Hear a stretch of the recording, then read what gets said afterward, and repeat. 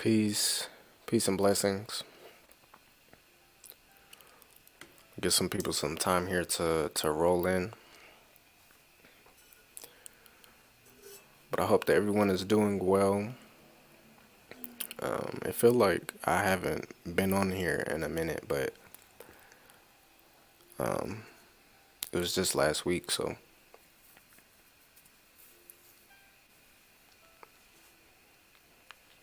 but today we're talking about black education.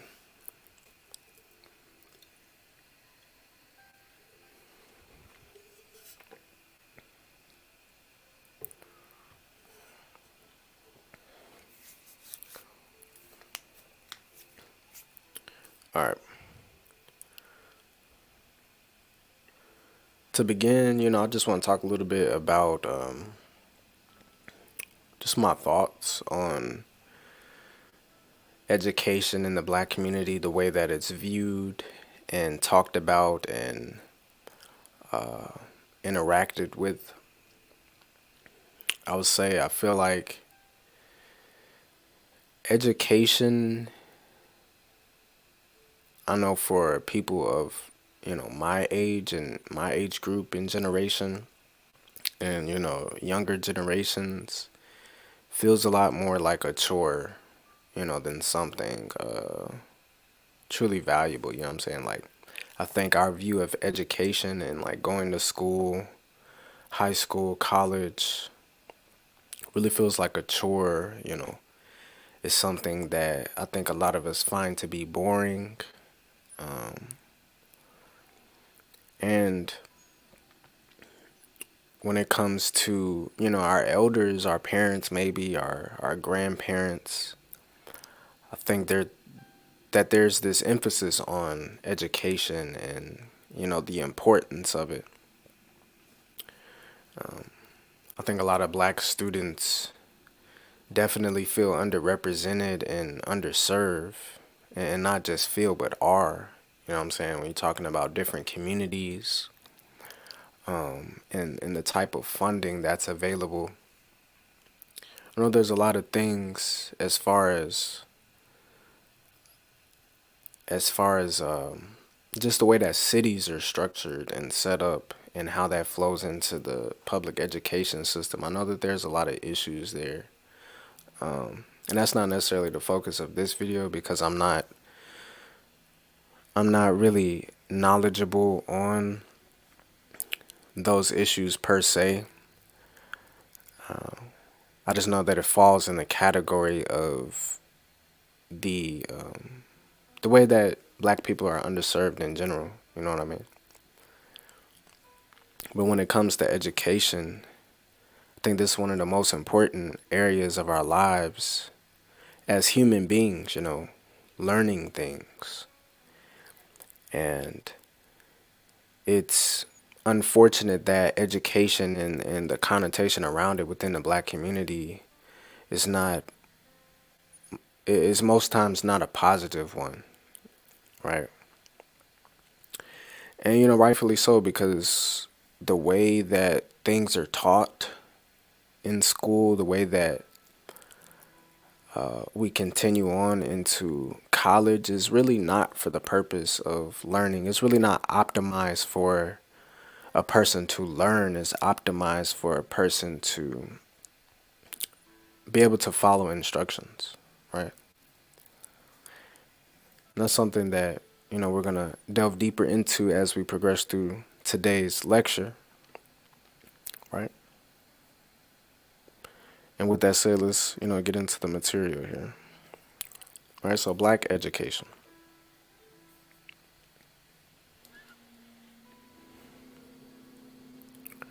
First thing I want to talk about is the African worldview. And this is something that we've touched on in previous lives. But I want to touch on the aspect of, or the concept of wholeness within the African worldview.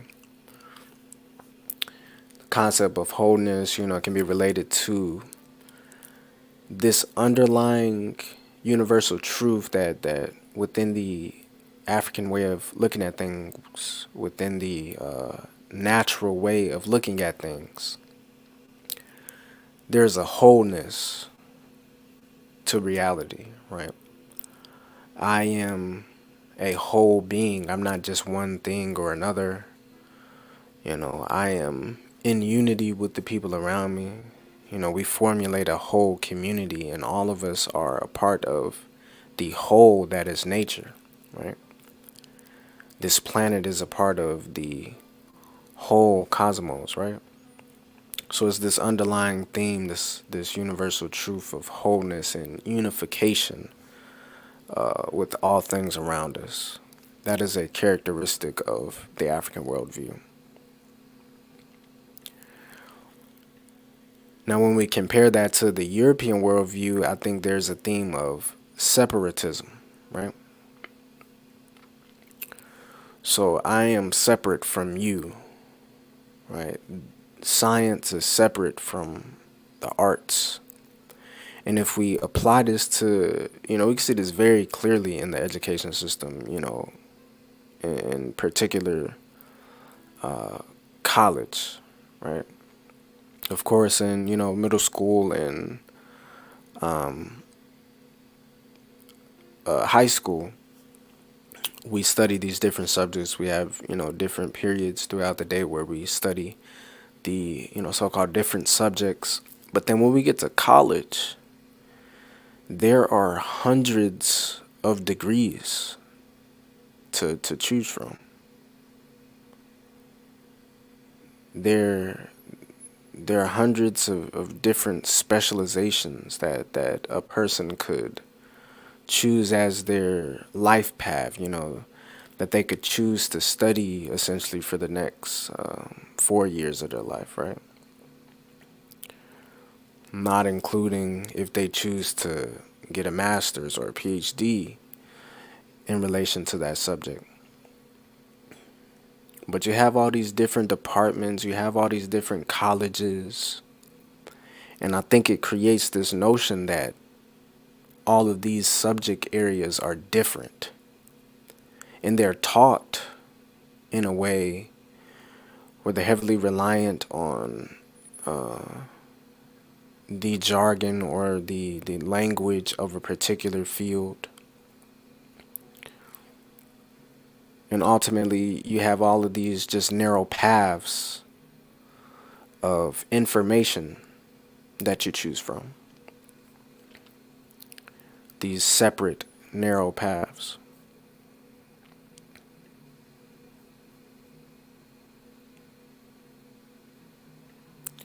But what that really brings us, like the point of that within this system, really has to do with the education to labor pipeline, right?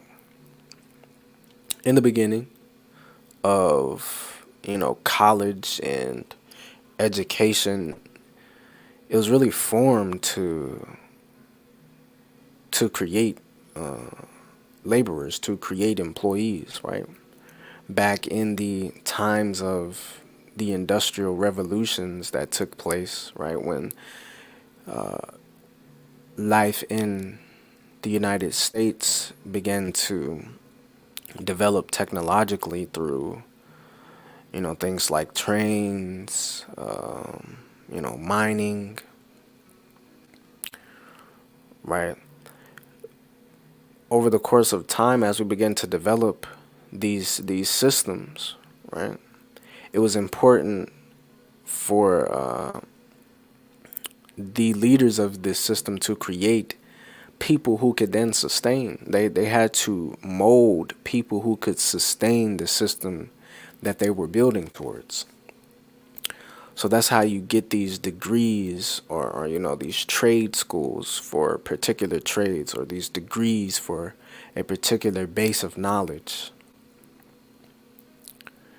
That is with the intention to, you know, prime somebody to be a good employee, right? Because for you to be a good employee, I really don't want you to be thinking, freely. I would rather if your mind was able to be set on a particular set of tasks and you just did that, throughout the day. I don't need you to be asking questions. You know, I definitely don't need you rebelling and, just going against the grain because I have a machine to run here. You know what I'm saying?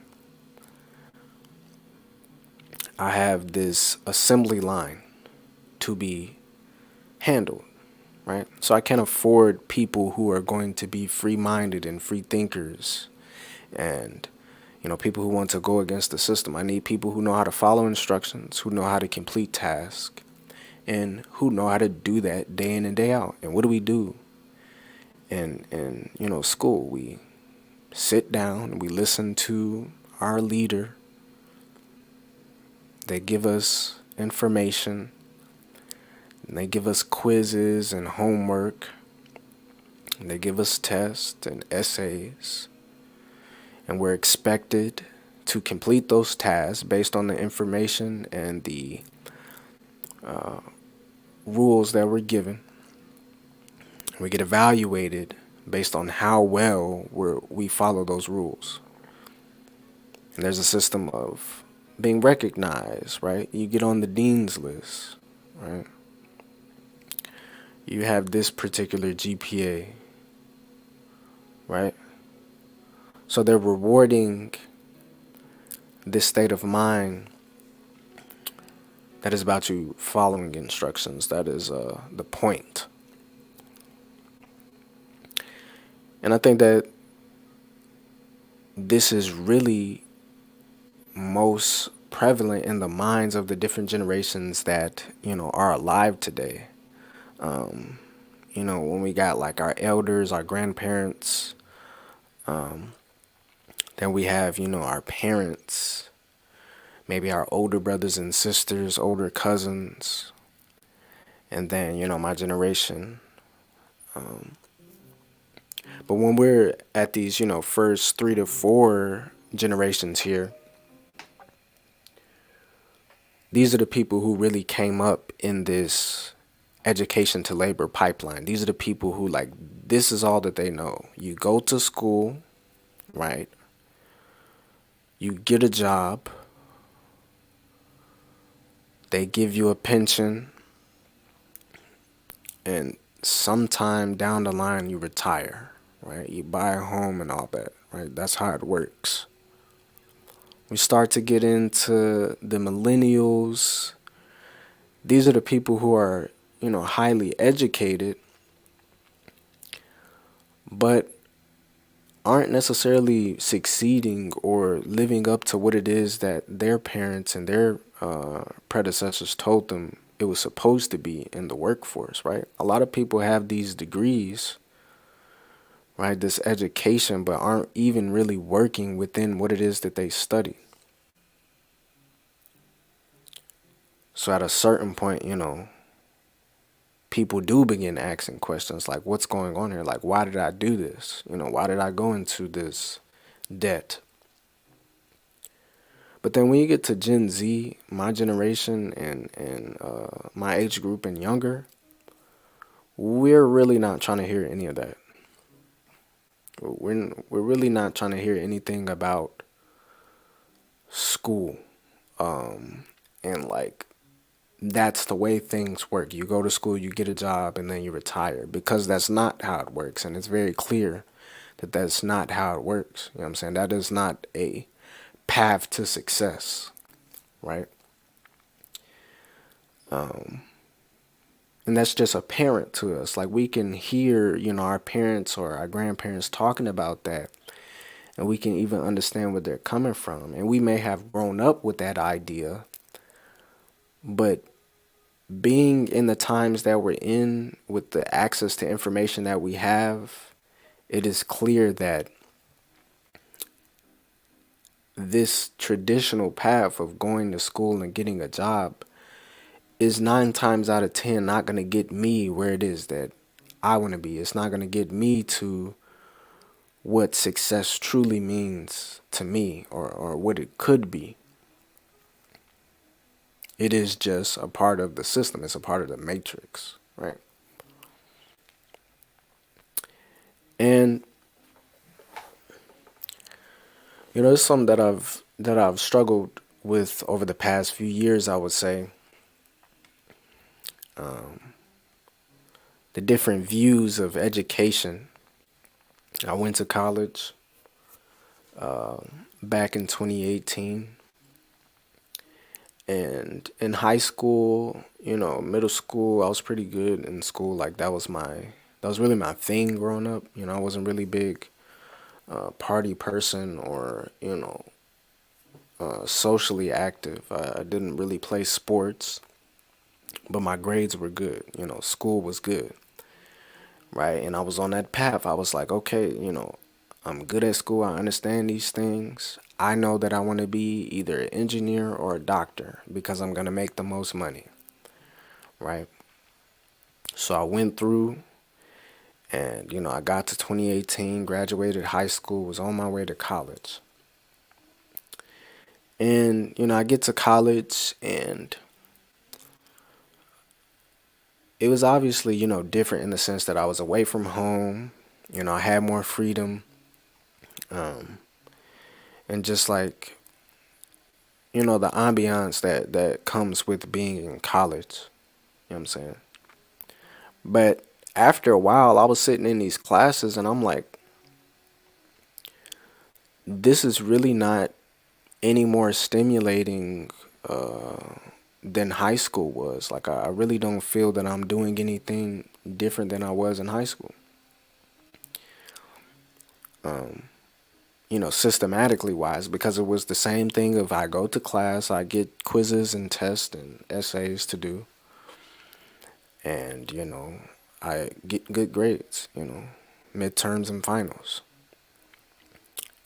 And I don't know exactly what it is that I expected, but it was something about how it was presented to me and explained to me about college that somehow, these would be the best years of my life. That is how, it was expressed. And maybe if I was more of a social person, in those times, that would have translated a bit better. But the thing that I had cared about and at that time developed my identity around, I didn't feel that way. I felt like I was in the same place. And subconsciously, around, right before COVID time, I had gotten into a depression because of that. You know what I'm saying? Like, I wasn't being stimulated and, you know, in the ways that I needed to be. And, I just kind of felt stuck. Right. So I got into a depression, especially because in this time, I'm seeing all these people my age who are starting businesses online and, making uh, six figures, seven figures. So I'm like, really, what am I doing here? Like what is this really about?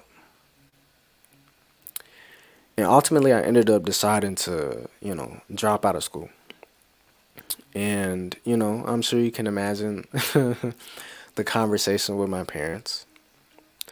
My mom was pretty unhappy, to say the least. Um, my parents were just, concerned. And, I continued down that path, and this was also around the time where I had my spiritual awakening. But I did find my way like in and out of school, dabbling in computer science a little bit. But the thing that really I spent the most time back in school was on Africana studies.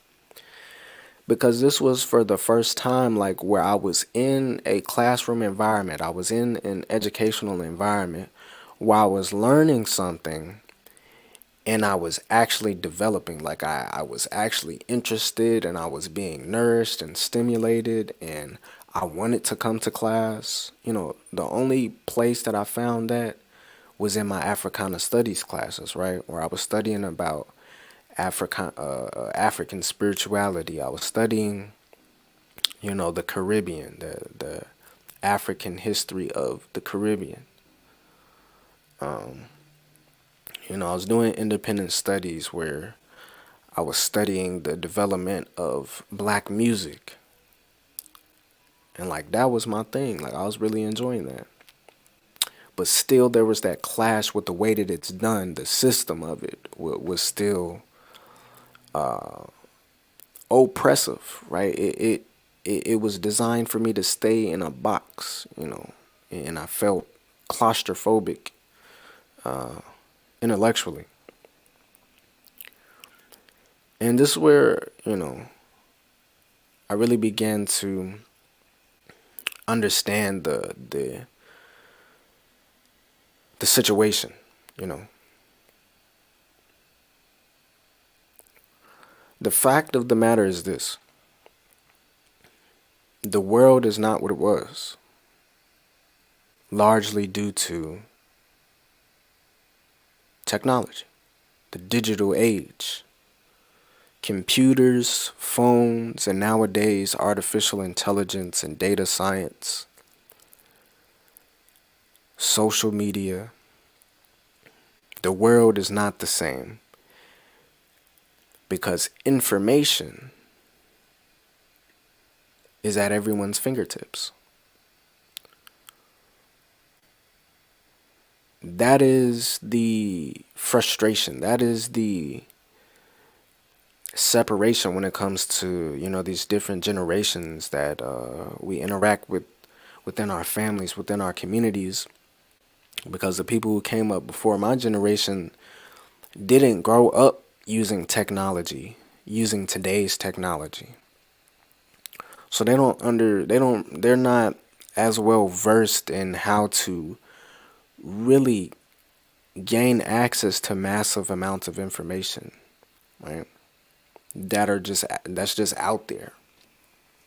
But really today, like it's even more different today when we're talking about artificial intelligence and you know data science because things like Chat GPT, and I've been using this quite a bit the past couple of weeks, and just the amount of information that I'm able to put in, get out, the ways in which I'm able to synergize with this technology and deal with massive amounts of information is pretty, it's pretty wild, because I know that I'm like the way that I've been using it is really like surface level, but the potential that those types of things have when it comes to educating ourselves and getting access to information is quite fairly unlimited, you know and we're at the infancy of that type of technology. So when we're talking about, what is possible and how we should be educating ourselves, it's a very different conversation than what it used to be. And it is not necessary. It is not necessary for someone, for a African person, for a melanated person to go to school, to go to college in order to be successful, in order to be intelligent, in order to be a genius, to develop something innovative that will change the world. It's not necessary. And in fact, it will probably hinder that type of person. The type of person whose mind is oriented towards creativity, towards true intelligence, will probably be will probably feel confined within not only traditional education, but then the labor pipeline that education leads into. They will be unfulfilled. So then the question becomes, what does a modern black education look like? What should it be? What should we be teaching our kids? How should we be organizing our own minds and continuing our own education?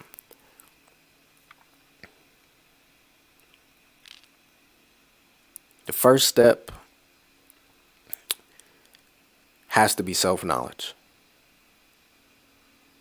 Without self-knowledge, you cannot have any other knowledge.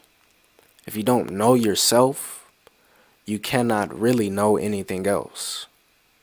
You can amass information, you can gather information, and you can regurgitate what other people think.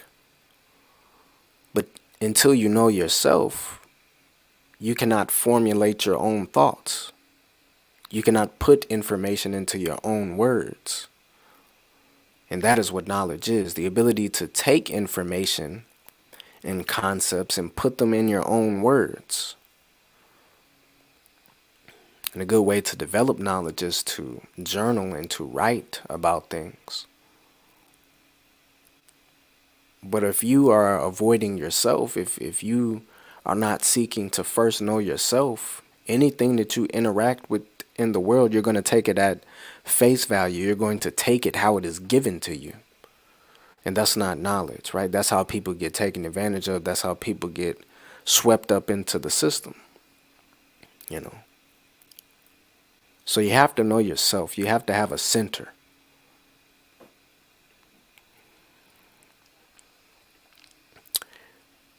And the way that I found it, because I didn't have this, I didn't have a center. I didn't have self-knowledge when I came to the realization that I needed to,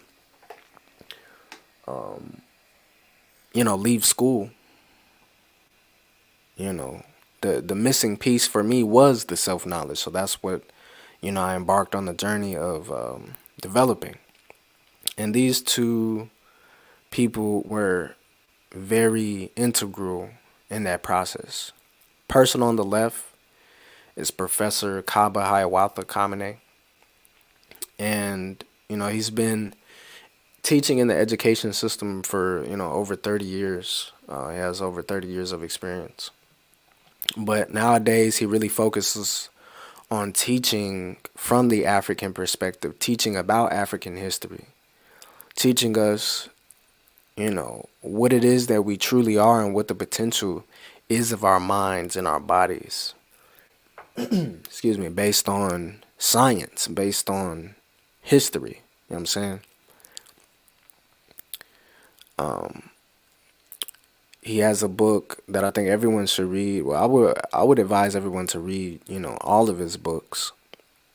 But the first one I read was Spirituality Before Religions, right? And in this book, he really outlines the process of human evolution from the African perspective, right, in a scientific way, but while relating that to the sacred text of, the peoples of ancient Africa, like Egypt, ancient Egypt, or Kemet, right? Showing that these ancient people were not just making things up and, worshiping animals and, whatever someone may assume or have heard about our ancient practices. This is not primitive, but in fact, these people had such a profound understanding of nature and themselves, that they were able to express it artistically, and that information has been conserved. So that nowadays you have people, scientists, coming to the same conclusions that are outlined on the walls of the pyramids, right? But, I say all that to say, in that book, he really talks about human evolution from the African perspective and how it relates to some of our ancient civilizations, right?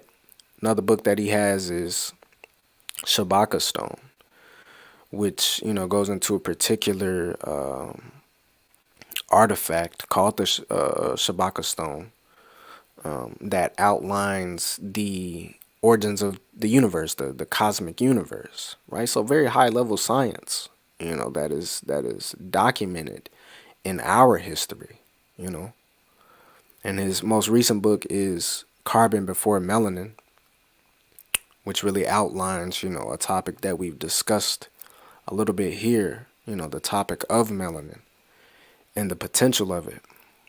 So when it comes to understanding ourselves as an African people, where it is that we really come from, I really enjoy Professor Kaba Kamene's work, and I have his work, some of his books in the description.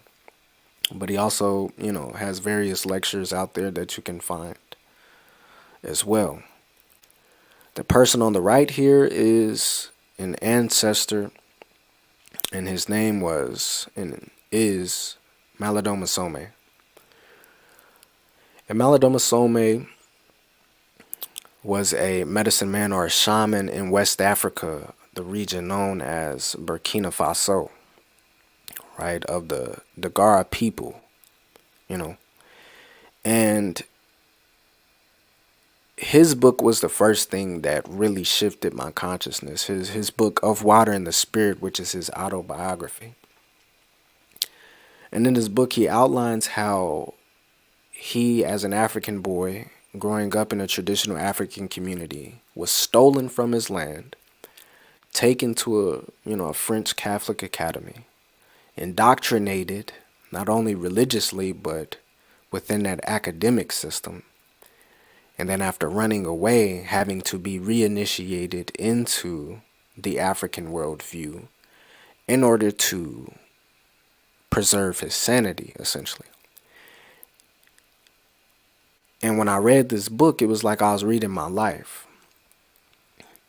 And the things that he was bringing up, the things that he was saying, it made my journey much more clear. And I understood why I felt the way that I did, because I didn't know why I needed to leave school, really. I didn't necessarily want to. I didn't feel comfortable moving off of this path that was the only path that I knew.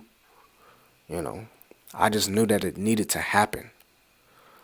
So I found a lot of comfort in being reintroduced and being able to remember the African worldview and coming into that understanding of, like, you are journeying into a state of mind that simply does not agree with what you're being presented with. And, that is the journey that we're going through collectively. For so long, we have been presented with this notion of reality and this information and this so-called education that does not agree with the way that we perceive reality. And you can only live a lie for so long. You know what I'm saying? One day or another, one generation or another, it has to come back to truth. It has to come back to nature. You know what I'm saying? The true nature of things, and that is my interpretation of the Word of God. You know what I'm saying? The Word of God will always prevail. The laws of nature will always prevail. Because that is the essence of why we're here. To know that.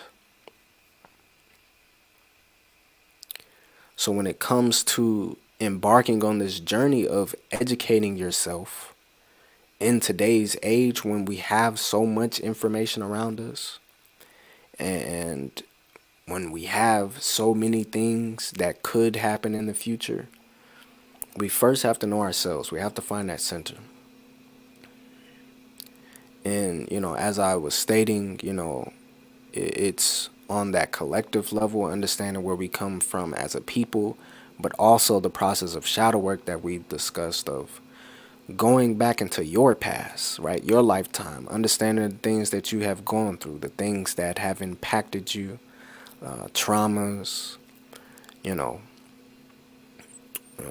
things around self-doubt, things that you may feel shame or guilt around, and really analyzing those things, learning those things, and understanding what lesson they were teaching you.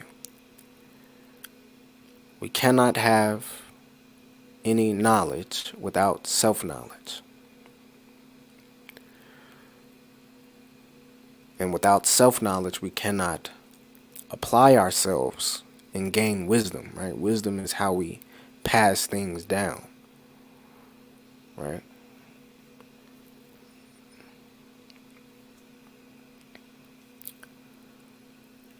Second concept that I want to take a look at when discussing a modern black education is the concept of neuroplasticity.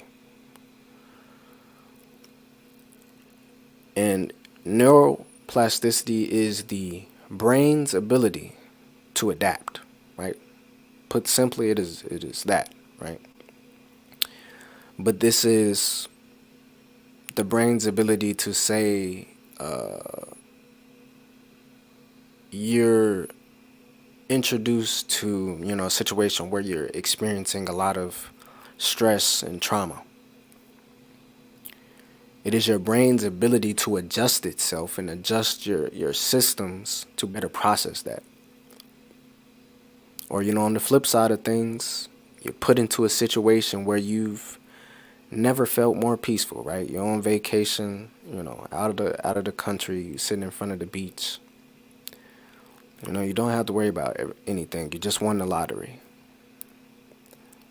And your brain will adjust to this new state. But in the context of learning, in the context of education, neuroplasticity comes into play when we're talking about the brain's ability to overcome trauma, to change, right? The fact that the mind is not static, how people say, I do this because I'm just this way, you know. It's not how the brain works. You could be a different way if you wanted to, right? You could be a different way if you put in the work, if you oriented your mind in a different direction. The brain is a very advanced technology, right? Another aspect of neuroplasticity is the efficiency of our neurons, right? So every thought process has to do with a neuron, right? A neuron fires and a signal is sent through the body for you to do an action, etc., right? But what happens is we have these clusters of neurons in the brain. We have these darkened areas of the brain. So when we're talking about neuromelanin, the dark areas of our brain, that gray matter, relates us back to the concept of neuromelanin, right? And the importance of it. Those are the areas of our brain that have these clusters of neurons that work the hardest. But what we can do is, as we begin to expand our minds and exercise our minds in different ways, we can increase the amount of gray matter, or we can begin to activate larger groups of clusters. And when you begin to do that repeatedly, what your brain is going to do is going to make that process more efficient, right? It's going to start coding your neurons in a substance that allows for the signal to fire faster.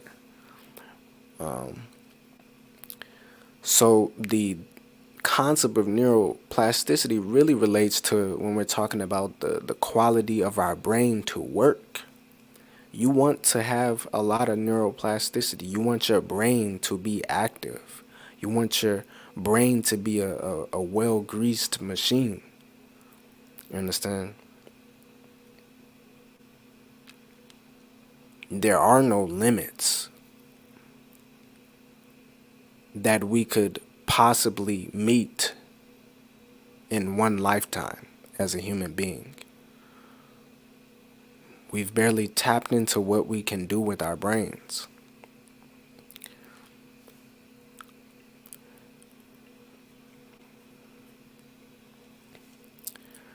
And this leads into another concept of polymathy, or being a polymath, which is this concept of studying or being a master of many subjects. And I'm sure we've all heard the saying, a jack of all trades is a master of none. But, That's foolish, right? How is it that we say that saying, but people like, Leonardo da Vinci are praised for their genius?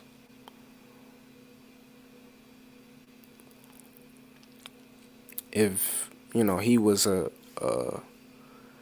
if he was considered to be a jack of all trades, how, and a master of none, how would he be praised for, his genius?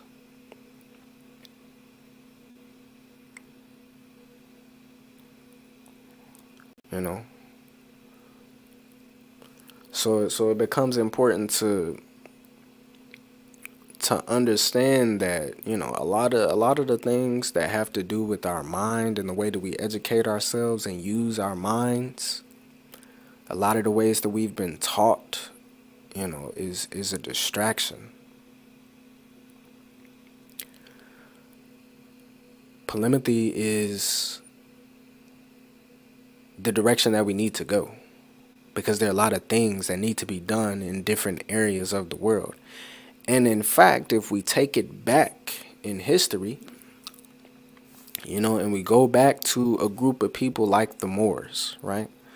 The Moors being these people, or the people who would become known as the Moors, were people who had their roots in, East Africa, you know, the civilization of Kemet, right, and the different dynasties. But they would take that information from East Africa and they would migrate over to, you know, North Africa, Northwest Africa, right? Areas like Morocco. And these people would begin introducing that knowledge to other areas of the world. But the people who we call Europeans, or who we relate to, these areas like France and Europe and Portugal, right, the Mediterranean basin, black people were there first. Moors were there first. They built those things. They were the great architects. They were the great navigators. They built the boats. They understood the science to such a level that they were able to apply it to engineering.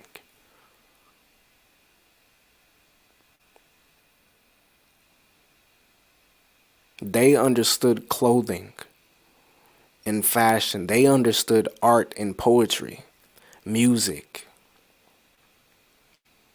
The harp, which is the predecessor of the piano, comes from Africa. Classical music comes from an African mind. So when I think of the concept of being a polymath, or being a master of many subjects, or in other words, just having a large amount of neuroplasticity, because there is no limits to my mind when I'm in alignment with nature and who I am as a black person, I think of people like the Moors.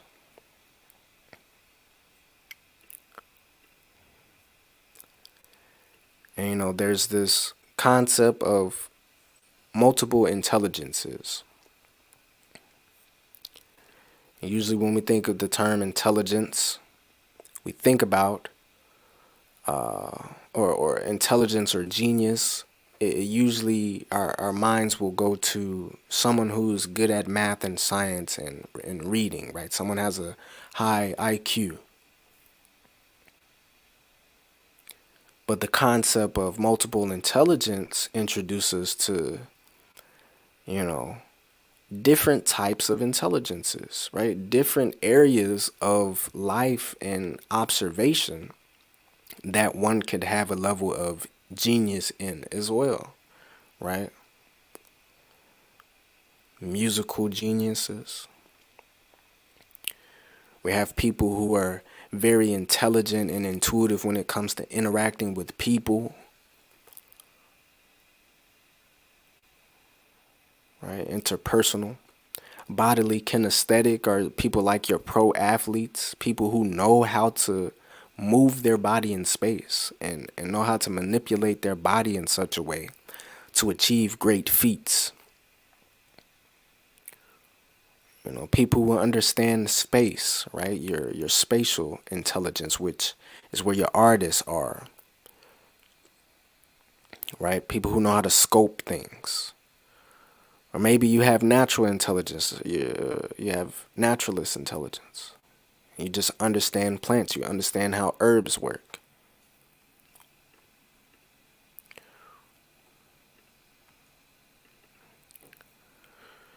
And that's important. That's important for our children to understand, right?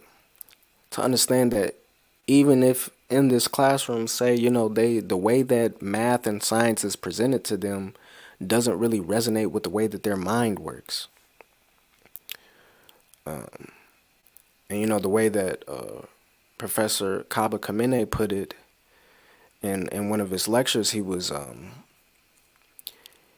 explaining how you can have a child, right? She's in her math class and they're doing fractions and she fails the test, right? And they tell her, you don't understand fractions, right? So, that upsets her. She goes out to the playground. She need to blow off some steam, so she start, singing, uh, you know, Girl on Fire, right? And, she know how to sing, you know what I'm saying? Right? So she's going through this song, right? And with a level of mastery, expressing herself through music. And if you know about music, a lot of it is based on, 4/4 time, right? That is a fraction, you know? It's not that she doesn't understand fractions. It's that the way that it was presented to her and the context in which she's asking to perform an understanding of fractions is not in the area that she intuitively gravitates towards. But imagine, if her parents or, her teachers were able to explain to her that when you're doing music, you're doing fractions. And that parent or that teacher was able to break it down as to how that would connect those 2 points for her. And now she would begin to, anytime she thinks of music now, math would pop up. Anytime she's doing math, fractions, music would pop up. And that is the concept of neuroplasticity. Because now she's using more clusters of neurons when either of those concepts come up. So if we were able to teach our kids in that way, which is how we need to teach our kids, right? Even as they're, if people or as people continue to put their children through the traditional way of education, there still needs to be development at home in these types of things, right? Because that is the essence of the African mind. And if we're going to experience something different in the future, we really need to elevate and free the minds of our children, right? Of the youth. Give them the tools as far as education goes to, outside of school, how do they take the different areas that they're interested in, find connections to the things that, they may perceive as challenging in school and continue to develop their knowledge, regardless of these perceived mental obstacles. A lot of the obstacles when it comes to education has to do with the system itself. It is not designed for the black mind. And, really is going to come down to us. We have to take the initiative to not only learn ourselves and re-educate ourselves, but we have to do it for the youth. We have to create resources that enhance that process, right? The fourth thing that I want to talk about here is as you're embarking on this journey, right? We talked about self knowledge, understanding who you are, what you've gone through as an individual, and then understanding who we are as African people. Then you begin to increase your neuroplasticity, right? Just the overall state of your mind. When you engage in self knowledge and you begin to understand yourself and the things that you've gone through, your mind will begin to adjust itself, right? Neural pathways will begin to form and reconstruct. When you engage in things like journaling and meditation, right, you're increasing your neuroplasticity. And then you begin to expand your mind out into these different subject areas, these multiple intelligences, and you begin to observe the multidimensionality of your mind and the potential of all the things that you can go into. It's important then to develop a mission and a vision, right? Because going back to that, saying, jack of all trades is a master of none, I think that there is something to say about learning everything just for the sake of learning everything, you know. Although one would get a great understanding of what it is to learn and how the mind works, I don't think that African people necessarily have that luxury just to learn for the sake of learning, just yet, or at least not within a certain context. And what I mean by that is that I think you do have to have some purpose for learning the things that you learn, right? Because where life has taken me, when it came to college, when I began to understand the fact that the system of it was not agreeing with the way that my mind works, when I went to college, like I said, my mind was set on I need to become an engineer or a doctor. I understand math and science, so let's do that. Right? So when I was going to school, I was set on physical therapy. I was like, okay, I'm really interested in doing that. I think that's the path I want to go. When I got to school, I ended up meeting with the head of the math department, and he convinced me to change my major to math, right? So that was my major for, you know, up until like sophomore year, right? Sophomore year, I kind of was like, I'm not necessarily feeling this anymore. I kind of want to change more towards like the liberal arts, English and stuff like that. I'm also interested in those things come naturally to me, right? Then I left school. And then when I came back to school, in addition to those Africana studies classes that I said, were really the things that truly stimulated me, I also was delving into computer science. So my point in saying all that is my mind was grasping onto these different subject matters. And when I was trying to make sense of that, the people, at my school were telling me that I needed to focus, that I was unfocused, you know. But now that I am where I am, I understand like, oh, I'm understanding that really all of these areas of knowledge are just an understanding of how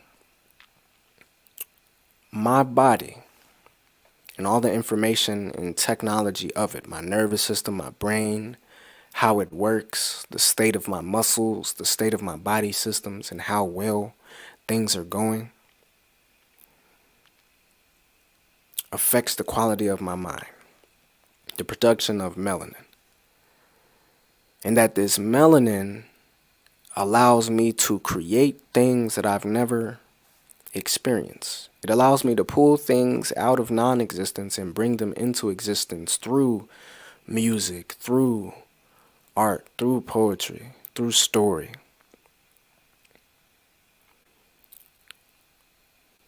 And the only way that I can make something of these stories is to share them with other people. Well, how do I share them with other people? Oh, I have to use technology. I have to engage on social media. I have to understand how to build a website. I have to understand how this algorithm works so as I'm creating content, I can reach the people who are most likely to resonate with what it is that I'm creating. Well, then if I want to build a life around that, I have to understand business and how to organize myself as a business. I have to understand, cash flow and expenses and taxes. I have to understand investments. And what am I doing all this for? Well, I'm doing this because I care about the advancement of African people. Okay, so now I understand why I'm studying African spirituality. I understand why I'm studying African political movements and how to organize as an African people. So that all these different pieces that, I was moving through within the system of college, now that I'm in a place where I'm out of college and I'm not operating in that, but rather as a self-educated person, as a polymath,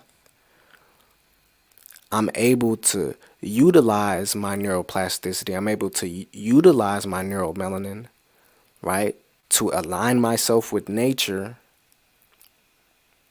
in the context of my ancestors that compose my body, in the context of the earth and the natural elements in the cosmos. I'm able to orient myself towards that, be receptive towards those energies, those essences of light, and I'm able to process them, take them in, process them through the manifestation of creativity, right? Intentional creation, where I'm creating things based off of what I've studied. And I'm creating medicine, or, medicine on the one hand for the African mind, but on the other hand, I believe that the art that I create, the things that I'm creating is simultaneously a virus, for what it is that have been forced upon us. You know what I'm saying? But the greatest thing that I've ever, been able to experience is the lack of confinement on what I'm able to study and how my mind can work. To be back in my imagination is one of the greatest gifts. You understand? Like, being back in that state of mind that is childlike and playful and like, what if? I wouldn't be making a YouTube. I wouldn't be sitting in front of you right now.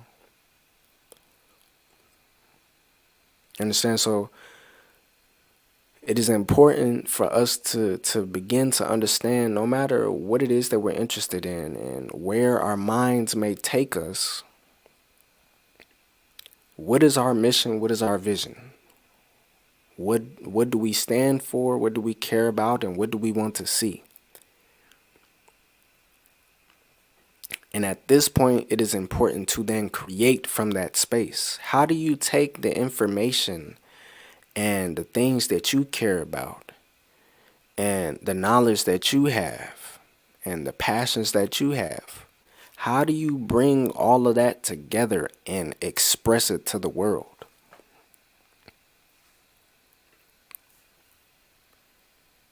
And it may not be necessary for you to, start a YouTube channel and try to build a business around, all those things. But to simply be able to do that for yourself, to write a poem,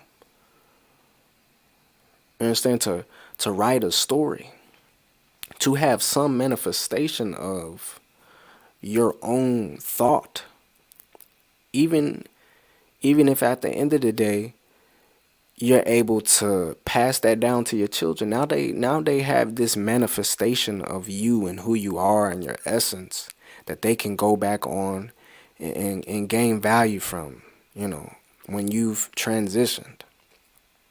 That is the importance of content creation to me, or taking the things that we understand, right, that we have experienced, that we know, that we have wisdom around, and making them into something, into a crystalline manifestation, right? A book, a song, some mission, some vision, something with a purpose, right? I've started, and this is a part of me building a business. And the tagline of my business is liberation through intentional creation.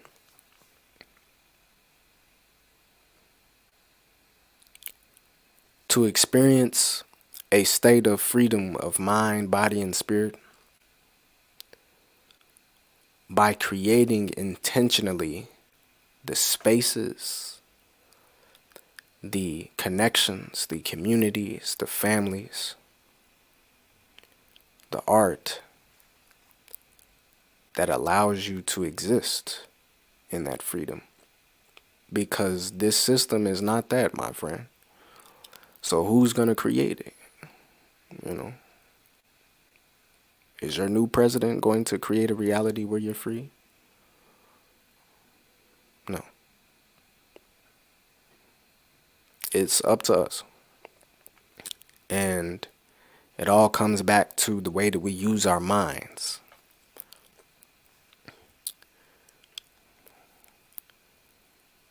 And at the end of the day, it's about reaching a balance where your understanding of self comes into harmony with your understanding of what you want to see in the world. And when you exist from that space, when you form relationships and create, think, learn, exist from that space, that is a life of what I like to call sacred science, right? Where the essence of the spiritual comes into union with the essence of the material. And that union is the essence of reality. That is the state of mind of our creator. It is the balance between that, you know.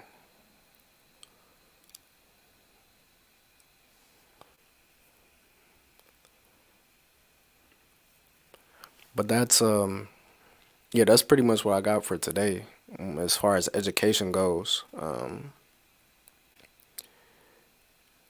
yeah, I think that there are many resources out here for us to be able to embark on that journey. But if there are any questions or comments on this topic, we could take a few minutes to talk about those.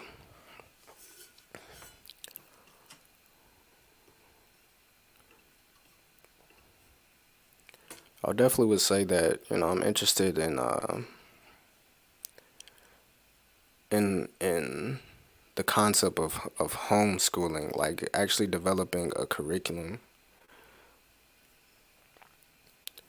And also that's something that I'm trying to develop within my realm of thought. When it comes to like my realm is more so associated with like the arts. You know what I'm saying, the manifestation of all knowledge through the arts and spirituality. I'm interested in science, technology, right? STEM, right? So science, technology, engineering, mathematics, or medicine. I like to say medicine there. But I like to add the A of art in there so it becomes STEAM, right? I wanna see STEAM in the black community. I wanna see the youth pioneering STEAM. And I think that acronym you know, has a powerful connotation to it. STEAM being in the context of like a train. you know, this force that can propel us forward. So I would say, as far as my mission and vision goes, when it comes to education and the things that I'm creating, it's really that, art that educates and inspires and creates paths to, advancement in technology for us.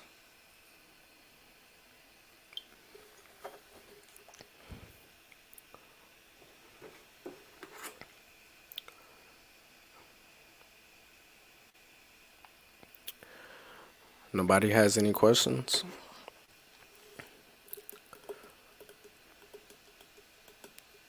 Any comments?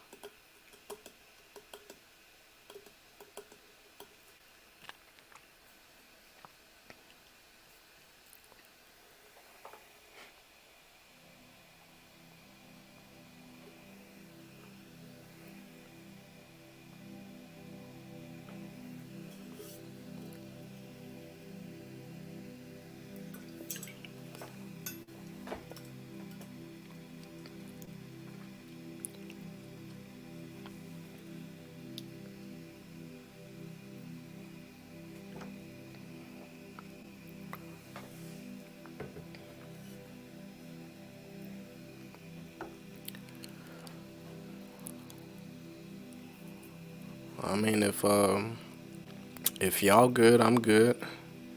I got my ebook in the description and my free journaling prompts in the description. And honestly, both of these things, the ebook in particular, was really designed in the manifestation of what it is I just expressed about my mission and vision, right? Liberation through intentional creation. How to overcome this state of, confusion and lack of self knowledge in order to overcome those things through art. You know what I'm saying? How do you create art with the understanding of how to overcome those things? And the free journaling prompts are, prompts to begin that process of self knowledge, right? The first step that we talked about in a modern black education, you know, self knowledge. These are questions that will prompt you into that. And it's free. You know what I'm saying? So go ahead. Go ahead and grab that. And as far as the books of the professors, Professor Kaba Kamene and Professor Malidoma Somé's books, you can find those in the description of this video. Yeah, appreciate it. But with that said, wishing everybody a pleasant rest of their evening. And yeah, happy learning. I hope that you embark on the journey of expanding your mind. You know what I'm saying? Learning something new or just imagining, you know.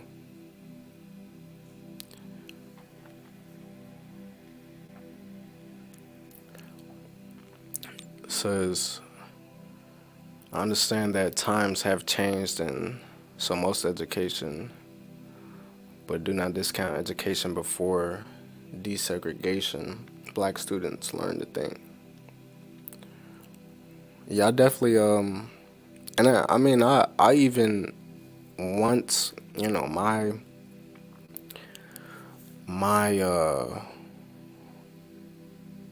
once I've been able to gain a level of stability in what I'm doing, with this, I still want to continue school because I think that the resources, that the access to resources are important. And also another one of Professor Kaba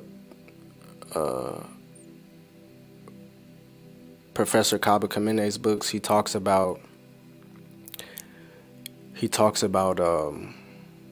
has a book on what's his name?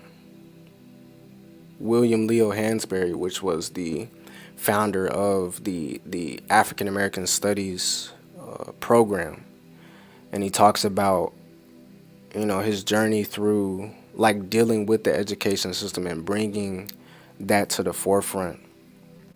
You know, and I understand that it was the students back in the civil rights movement who were doing the sit-ins and things like that.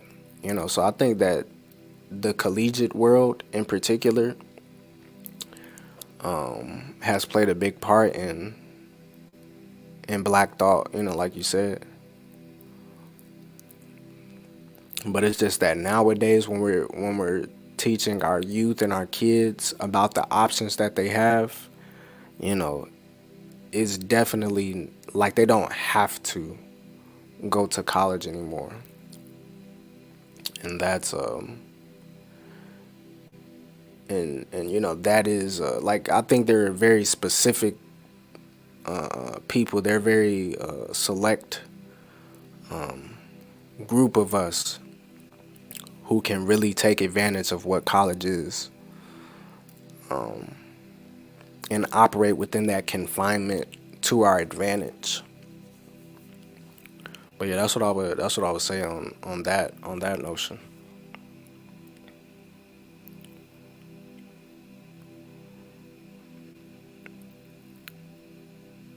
And to find that graphic on multiple intelligence, multiple intelligences,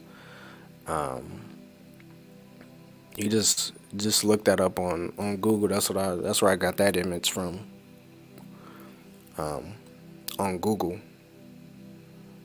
Yeah, but it's search up multiple intelligences, and that should come up. But again, with that said, hope everybody has a good night. All right, peace and blessings.